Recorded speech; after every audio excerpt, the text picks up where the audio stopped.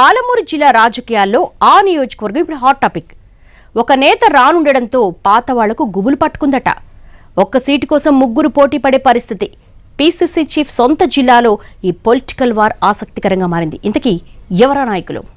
ఉమ్మడి మహబూబ్ నగర్ జిల్లాలోని జడ్చర్లపై ఇప్పుడు కాంగ్రెస్లో ఆసక్తికర చర్చ జరుగుతోంది. ఒక్క సీటుకే ముగ్గురు పోటీ పడే పరిస్థితి. ఇప్పటికే ఇద్దరు ఇక్కడ కాంగ్రెస్ టికెట్ ఆశిస్తుండగా కాంగ్రెస్లో చేరేందుకు సిద్ధంగా ఉన్న మాజీ ఎమ్మెల్యే ఎర్ర శేఖర్ మూడో వ్యక్తి. ఆయన వస్తానంటే ఇక్కడ పాత నేతలకు గుబులు పట్టుకుందట. ఎర్రశేఖర్ ఎంట్రీకి పార్టీ ఇంకా గ్రీన్ సిగ్నల్ ఇవ్వలేదు.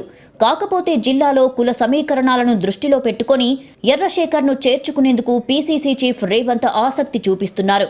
జిల్లాలో ముదిరాజు ఓటు బ్యాంకు ఎక్కువ. ఆ సామాజిక వర్గానికి చెందిన ఎర్రశేఖర్ కాంగ్రెస్లోకి వస్తే పార్టీకి కలిసి వస్తుందనే లెక్కల్లో ఉన్నారట రేవంత్. అయితే రాజకీయంగా కలిసి వచ్చేది ఎలా ఉన్నా ముందుగా పార్టీలో రచ్చకు దారితీసేలా ఉన్నాయట పరిణామాలు. ఎర్రశేఖర్ కాంగ్రెస్లో చేరితే పార్టీ టికెట్ ఆయనకే అనే చర్చ జరుగుతోంది. అయితే కాంగ్రెస్ సీనియర్ నేత మల్లు రవి కొన్నేళ్లుగా జడ్చర్లనే అంటిపెట్టుకుని ఉన్నారు. మరి ఆయన సంగతి ఏంటి అన్నది ప్రశ్న.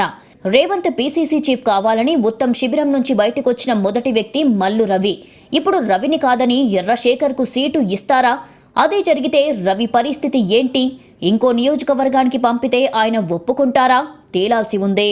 మల్లు రవి కాకుండా మరో యువనేత అనిరుద్ రెడ్డి కూడా ఎన్నో రోజులుగా జడ్చర్లపైనే కన్నేసి ఉన్నారు. సామాజిక కార్యక్రమాలు చేపడుతున్నారు. ఇన్నాళ్లు తనకే టికెట్ ఇస్తారని లెక్కలేసుకుంటున్నారట అనిరుద్.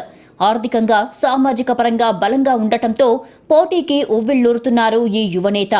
ఇప్పటికే ఆ దిశగా ప్రచారం మొదలుపెట్టేశారు కూడా.